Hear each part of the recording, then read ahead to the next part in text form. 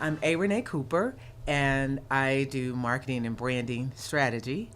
What I do mainly for my clients is identity pieces. So we start out with imaging, and formerly I worked in film and television, and a while ago. Yeah. And we started out with imaging. And so that's pretty much where I start from because that's probably the thing that's closest to my heart. I love taking a person from good to great. And so we start with the imaging first, and then we start talking about their business and how we can really corner a market for them in their discipline and what makes them a great edge. So for me, it always starts with imaging and then really starting to build a story around their brand Yeah. and how we're going to continue it I love that. over time. Yeah, no, that's Yeah. great. I'd like to know a little bit of a background. You say you were in TV. Yes. I would like to know how you went from working in that industry to the Mm-hmm. industry of branding and marketing and how that transition was and how you got to where you are today. Interesting. So, formerly, I am a fashion designer. Oh, okay. And I started out in fashion design. And after college, a lot of other people went and worked in design houses. I decided that I was going to start my own firm. And so that's what I did. And I started out with clients. But then I started having the opportunity of dressing celebrities, television hosts. And that's how I got into entertainment. I started working with films for, well, in the film world, they call it more wardrobing. So you may be dressing a character. And then moving forward, it gave me the opportunity to start dressing TV hosts and that kind of thing. So in the 90s, I did BT, I did CBS, I dressed a lot of news anchors, television hosts, that kind of thing. And then that led me into working with specific clients. So a lot of times I would be involved in like the next season. They would put a lot of energy and effort into what is the show going to look like, what is our host going to look like, what kind of image are we projecting, who is our audience. And so I would be brought into a lot of those meetings to help with the imaging and the look of the talent. And after that, spent some time in New York, and I started working in PR. Okay. And it was a great correlation because initially PR would come to us, you know, when I worked on the television side and worked directly with the talent. So it was very familiar to me. Yeah. But when I started working in PR, I was like, this is really the next level for me. Because it's about telling a story, putting it together, finding out, we have marketing collateral that we put together, but really how are we going to build that brand? How are we going to tell this story to an audience, a community? And sometimes we would have the talent be the spokesperson or an ambassador for a product, that kind of thing. Yeah. And I just loved it because it allows me to pull in all of my former experiences. Yeah. And I said, you know what? I think I really need to do this for myself, to have an actual voice at the table Yes. that is making decisions. So that was important to me. And I just started working for people that I already knew, Yeah. that I was already helping. And I said, you know what? This is my business, and I need you as a client. Right? I'm right here. Yeah. And it just became word of mouth. And it's just grown from there. So at this juncture, we're just really structuring so that we can scale and grow and bring in other That is so people cool. as well. Yeah, no, thank you for sharing that. I think that's so cool that you worked at BET. I remember watching that when I was younger. Like, I Yeah. would flip on the channels and be like, Yeah. BET Awards, all that. Well, that's pretty cool. It's a lot. It was A great time. Yeah. Great time. Very nice. I would like to know, as far as marketing, what you are doing in order to get your name out there. Are you online? Are you posting videos? Are you putting informational things out there? Initially I had not, because as I mentioned before, I had a lot of word of mouth clients and I was very busy there. In this season, I am starting to be my own client and to get the message out, and social media is a really big part of that. Certainly, our IG page has to explode, and so we're doing a lot of rebranding. We've changed the colors and Nice. things like that. So I'm very excited about that. Yay. And I'm like, I get to be my own client. So that's pretty subjective. Yeah. Because you have to sit on both sides of the table Yep. and really hone in on what clients we want next, Yeah. what industries we want to really work with. I really love small businesses, and seeing them go from where they are and as they begin to expand, I think that's amazing. And I actually work with a lot of ministries. Okay. Talk to me about So that. that's interesting. It's a whole new world because, I guess I would say traditionally, most ministries, they're focused on the main thing, Yeah. which is their goal for Sundays and Bible studies and so forth. But in this dispensation now and how things have transitioned post-pandemic, Yeah. having identity in the social media space, in the online space is extremely important. Yes. And so having the pastor as a client is very interesting. Different, yeah. To say the least. Yeah. It is definitely an interesting client because they tend to go to, well, God didn't show me that. Well, God did show me that I think this is the direction we need to go Yeah. in. So it's definitely a change for them, Yeah. having to consider media, having to consider marketing in addition to their message. Yes. But I think if they allow me to do what I do well, they see the results moving forward. I think one of the biggest things with ministry, in terms of client base for marketing and branding, is making sure that you're reaching a next generation, making sure you have legacy, making sure that you are doing succession planning. Yes. And what does that look like? Are younger people interested in coming to what you have to offer?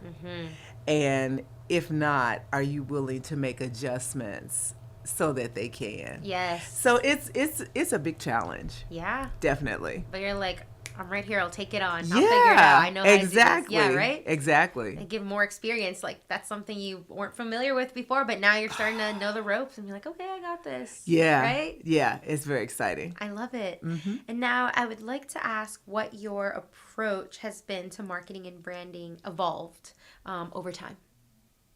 How has it evolved? Yeah. Well, I would say initially a lot of the focus was on advertising. Yeah. So I would say 10, 15 years ago, you really had to have a lot of advertising dollars. Are you going to be in this publication? How are we going to pitch a story to the local newspaper? How in the world are we going to get you on television? Yes. So having the podcast industry really start to be on fire now. Yes. It's really a good caveat so that we can get a client in front of an audience in a way that's they're not spending 5 and 6 figures on budgeting for their marketing. So I think that's the biggest change. Social media, of course, is a great opportunity to reach a massive audience globally at the reach of your fingertips. Right?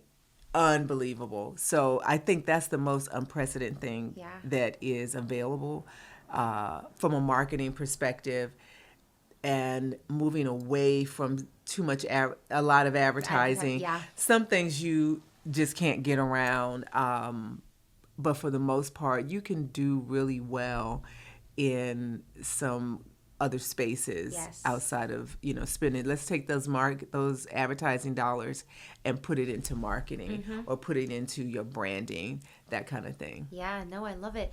And for maybe listeners out there who maybe aren't aware, could you maybe share some of the differences, I guess, between marketing and branding? Because maybe they confuse that a lot, and having a clear definition of what the differences Exactly. It's so funny because we laugh a lot and say, 10 years ago, nobody knew what branding was. Nobody ever knew that term. And it's a very familiar term within the PR and marketing industries. But my opinion and the way I explain it to my clients is the marketing is pretty much your logo, maybe any kind of collateral that you may be handing off to people to remember who you are. Like a business card. Exactly. A lot of times we do presentation kits, depending on who they are, marketing kits and that kind of thing.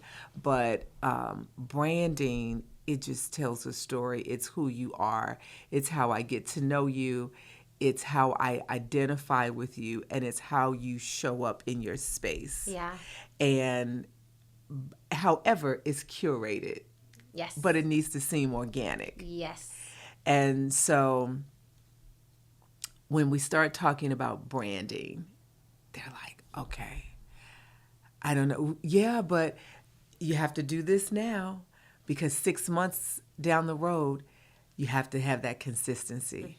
And then 12 months down the road, it still needs to be consistent. So let's put you in the center and let's build some threads around who you are, what it is that you offer, what it is that you do, how you show up in your industry, in your community, and how you can become consistent and be the expert there. That's right. In that space. Love it. No, thank you for sharing that. Appreciate it. Yeah. And then let's see. How do you go about defining a target audience for a brand? Wow. So I'm trying to think of a good example. Yeah, take your time. Of a client. Finding the target audience is interesting. I have a client that is a yoga instructor. Yeah. Amazing yoga instructor. And specifically, one of the disciplines is the Bikram style hot yoga. And so that's a different style of yoga, and the focus is a little different. The asanas are really about breathing and stretching and being in connection there. Yeah. And interestingly enough, everything is so mishmash. I'm like, all of the people that they don't want to do this work, but the people that want to do the work, you're not connected to them. Oh my gosh. And it's very interesting. So one of the things that we're working on is coming up with an actual studio space and an online space where people can start to work from home or their own space, as opposed to coming in the studio, coming to class. That's a big commitment on a consistent basis. And one of the things about having a great yoga practice is doing it every day. Yeah. And so that's been a big challenge. How to connect that so that it becomes a brand is we have found very different spaces to put her in and to offer like a 5-minute exercise. Yeah. Give them one or two asanas. Give them one great breathing technique that they can use at their desk. And what was very interesting is we found that as we began to connect with HR directors in corporations, they have a real big push on health and wellness post-pandemic as people have come back to work or they're hybrid. People have a lot of stresses, and having the breathing exercises in the workspace has been a connection. You would never think yoga and corporation. Yeah, HR department. Yeah, like, what? You never think yoga and work, but somehow it made sense to them. And so creating a space where we have an online piece, they're able to do it at their desk. Yes. So they can take that 20-minute break and they can log in on their intranet and pull up. And there she is with a 20-minute breathing technique. Yep. Get up from your desk, stretch a little, get in your desk, turn around. And it is just amazing. I love that. It was just like, we just kept brainstorming and just kept brainstorming. I said, let's just throw crazy things at the wall.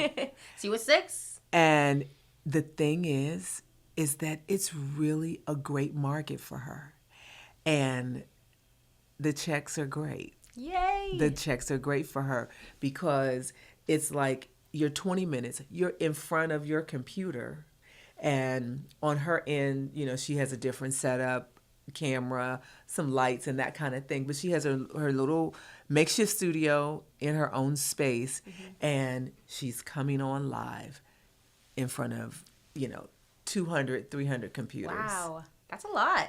Yeah. And look, she's able to do that. Maybe that Yes. wasn't possible before in person with 200 people. Exactly. That's incredible. Exactly. So innovation, I believe, is key. And I think one of the greatest things that has happened to the marketing space, period, is the ability to be virtual, the ability to, of course, have social media, but there's so many other outlets. Yes. That where I think virtual is almost as big as the social media opportunity. So I feel like the sky has no limit. Yeah, oh my goodness. The That's sky that's has great. no limit. That's exciting for entrepreneurs, Yeah. business owners, clients to know. Exactly. Whatever industry a person may be in, just take the limits off. Just rethink, how could people, you know, take the thing that I offer, the service or the product, Yeah. and how can they use it in a more innovative way? Yes. And that is something that will create longevity. And then you start to build a story around it and build opportunity for people to be involved. Absolutely. I love that. Where do you see yourself in the next 5 years as a person and with your business? You know, in the next 5 years, my envisionment is to say that I've expanded and that I've brought other people in to begin to, of course, work with our company, but also to think further in a 5-year span, in a 10-year span, that you're going to branch off. And are you maybe an affiliate where we are having someone in Phoenix, Arizona versus Raleigh, North Carolina versus, you know, the I don't know, Dubai as well. Oh my goodness. Wow. I love that. Yeah, That's cool. international is really becoming big. And being able to have footing in the U.S. and assisting clients that want to do import-export is another direction as well. That's so exciting. those two merge together. I think one of the things that I worked with another PR firm, and I remember very clearly the CEO, she started her business at her dining room table. Wow. And she just grew to having a $52 million a year company. And one of the things that was big with her is that you're not here to stay. And she was very adamant about, at a certain point, it's time for you to go out on your own. Oh my goodness. Yeah. And so I love that concept. The first and probably so far the last CEO that I've met that was concerned about the growth of her employees, that they would be also become entrepreneurs. That's amazing. Like looking outside of yourself and seeing for the rest of your team, Yes. right? That growth mindset for everybody. Yeah, and she was very keen on, I see something in you and pulling you in and bringing you to the table. And that for me has stuck for sure. Thanks for sharing that. I love it. Yeah. Is there anything maybe that I am not touching on or have not touched on that you would like to share with our listeners while I have you here? It could be in regards to yourself or your business, your industry. You have a book coming out? I do. Talk to us about that. The book is, well, actually, we have a couple of books coming out. Oh, whoa. One book is, the book that's coming out is end of November. It is called Miss CEO, How to Create, Execute, and Obtain the Life You Want. Ooh. And I just felt that women, specifically, of course not excluding men, but mainly women, balance a lot, number one, and they have innate gifts and talents. And they're probably doing a job or working somewhere that's totally opposite of what they normally do or what they would want to do. Yeah. And so we have so many great examples of women entrepreneurs who started businesses from their home, like the former CEO that I worked with. Okay. And there's so many other examples. And I feel that sometimes they just don't have the precepts and the concepts to make it happen. Yeah. And it doesn't have to be a major big corporation. That's overwhelming when you think about it. If you feel like, well, I'm just a little person and I'm a great cupcake baker. Okay, well, we can probably get your cupcakes somewhere every morning at a local coffee shop and having someone have your cupcake. Yeah. Or let's start taking your cupcakes to the corporate lunch and they continue to order from you until it becomes a business. And you know, days of old, that's how Martha Stewart started. Yeah. She was a great host and entertainer. She was a great cook. And she just started catering out of the fact that some caterer didn't show up and someone had been to her house for dinner And recommended said, her? hey, can you put something together? I got 30 people. and now we know her as Martha Stewart. Look at that. Yeah. I love it. When is So the book Miss coming CEO will be coming out Black Friday. out? Oh, Yeah, I'm very excited. soon. Yeah, you should be. That's I'm incredible. excited. I'm so excited. it's Miss CEO. Where can people find it and buy it? We will be able to find it on Amazon, of course, and of course on my website is strongstrategycs.com. Love it. Well, thank you so much for being on the podcast. We really appreciate you sharing your story, your journey, Thank you. insight, and we can't wait for your book. It'll be available on Amazon. Yes, I'm excited about it. Awesome. Thank you so much. Thank you for having me. Absolutely.